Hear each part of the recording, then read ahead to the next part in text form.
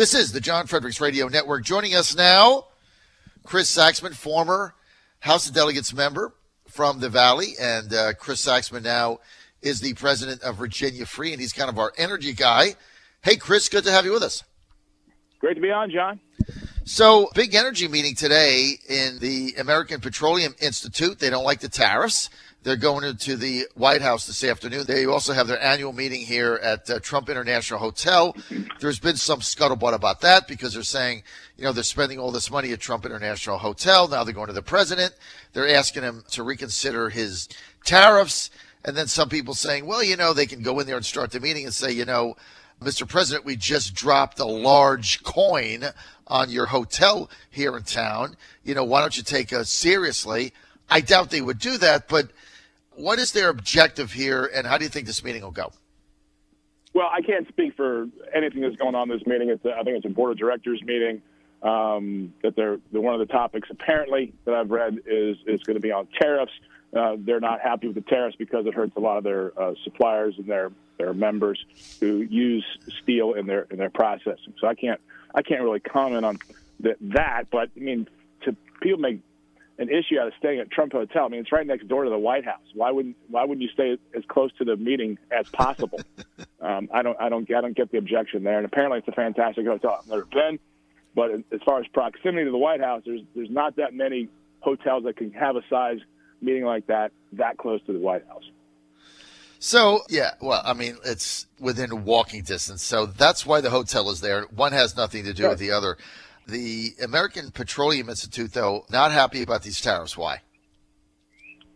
Well, it adversely impacts their operations. The tariffs, if you take a step back, are bad economics because the processes of bringing steel in from whether it's coming in finished from Canada or Mexico or some of our larger trading partners in Europe, be it France or Germany in particular, and those companies who use it in their processes, whatever the steel is used for. The steel is very much a part of the operations of oil and natural gas development and delivery. If those prices go up, the prices of energy go up. And that's bad for consumers and bad for their companies. So it's bad for the economy in that regard, but it's also bad for their operations. Okay, so what is their objective today at this meeting? What do you think they're looking to get out of it? I have no knowledge of what their objective is going to be. I would imagine they're going to say these tariffs are going to hurt the energy sector, which is going to hurt consumers, which is going to hurt the economy. It's something of a hidden tax, if you will, on the American consumer. Again, not specific. I have no knowledge of what they would be talking specifically and how that is. So I can't and should not speak to that. Okay, let's get to. But I can imagine the economic argument would be on the broader measure, like this is going to hurt because look, the energy sector is huge, right? It's the biggest part of our economy, the biggest industry in our economy in the world, and if you start hurting that, it's like if gas prices go up, the entire economy feels it. So if gas prices go up 25 cents, and I'm not saying that's what the case is here, but hypothetically, if something's going to have an adverse impact on energy prices at the gas pump, it's going to be felt economically and then politically. So, all right, no question about it. It should be an interesting meeting today, and board meeting, and with the president, and certainly energy. This president has made the commitment to be sure that this country is energy independent. And I think he's done a great job on that. I mean, he's had a very aggressive energy policy, and that's to be commended because the American energy sector could make America energy independent within a few short years. All right. Let's get to the Virginia General Assembly. Chris, I know you've spent a long time following it. Obviously, you were there for a while as a House member. There's a budget impasse. We have no budget. The Governor, Ralph Northam, now outlining the dates for having the General Assembly reconvene, but there's no compromise here in sight. The budgets are far apart with Medicaid expansion. What is your prediction here? How do you see this playing out, Chris Saxman?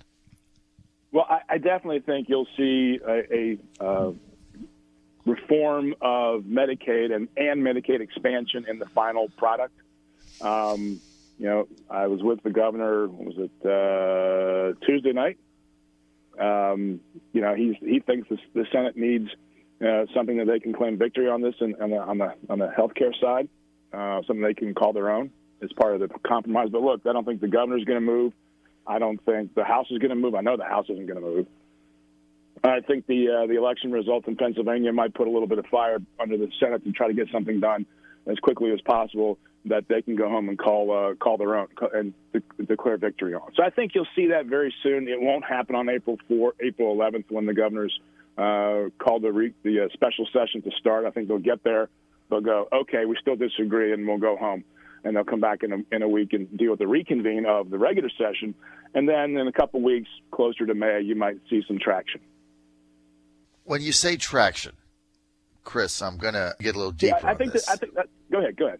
No, I mean, what do you mean by traction? I mean, what does that mean? Well, you have the Senate has taken a position against straight Medicaid expansion. The House package has Medicaid expanded with a lot of reforms in it, like Kentucky did. And they worked with Kentucky. Apparently, I just found this out this week that they had been working with folks in the governor's office in Kentucky. And again, I didn't know that because I interviewed the Kentucky governor last week. He and I went to college together, and we hooked up, and he took me through the process. I had no idea that the House guys in Virginia had been working with him. And the governor's already got his position on this. He can do straight Medicaid expansion, or he can do it with reform. And the Pennsylvania results might very well show that he can go to straight expansion on his own and just say, look, guys, I've got the upper hand here politically. You're losing ground. Republicans are losing ground all over the country. And it's just a matter of time we get what we want. So that might put a little bit of fire underneath the Senate decision-making process and just say, look, let's get the best deal done and move on. Declare victory and go home. So what is the date of the special session where everybody reconvenes? April what? Well, April 11th. Well, there's two different terms here. This is kind of confusing. There's a special session which will convene on the 11th. There's a reconvene session of the regular session, and that convenes a week later, April 18th. That deals with all the governor's amendments and vetoes from the first session, the regular session, and then they come back. So it's going to be stop and start. But the reality here is politically is this: 2-1, 2 wins in politics every day, right? I mean, it's a math game. If the other guy in politics, if the other guy has more than you, they win every time. And that's just the position the Senate is in. Unfortunately, from their perspective, they have to come to the table and say, okay, if we're going to be pushed in this direction, here's what we're going to get in return. That's just the way politics works. I mean, I was there in 2004 when we had the big tax fight with Senator Warner and the Senate. The Senate and Warner were connected on raising taxes. The House, I was a part of the House then. We said no way, and they waited us out, and we had to capitulate because they had more votes than we did. It's just math. So I think this was going to happen here in expansion too. So, but you'll get it in a far more conservative format. If Virginia can put a real stamp on this and call its own, it could be a national model. And I think that's something the Senate would probably want to take a look at. Like, we could create something really awesome here for the entire Medicaid program and come out with entitlement reform and start steering all entitlements down and just steer the ship a little bit better in that regard, because we've got a real problem with entitlements in this country and Medicaid, Medicare, and Social Security, and we have to change our thinking on this. I see the millennials or the kids going out of school yesterday. Once they learn how bad the debt situation in this country, I hope they'll become just as motivated to tackle that politically. I'm not sure that they're ever going to do that. I mean, yesterday was an interesting thing, and what kind of surprised me. But if they're that motivated, John, and they go, look, we can make some changes in this world. Right. The one that's staring them in the face, student debt, and the debt of this country, and we have got to start turning that around. And hopefully, Virginia could, both parties working on this together, collaboratively, saying we can make a great system of health care in this state, not just straight expansion. And I think that's the way it's going to go, just my sense in talking with leaders in both parties and the governor. So, Chris, let me just ask you this straight out, make it easy.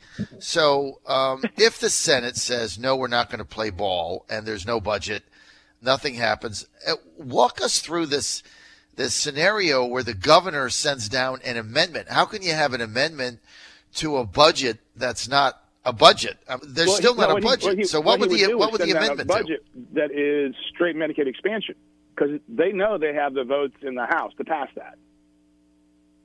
So regardless, I mean, the best scenario for the Senate is to go, look, we can take this with conservative reforms, or we can get and defend straight Medicaid expansion. And I don't think they have the votes in a bill format. This is the problem for the Senate.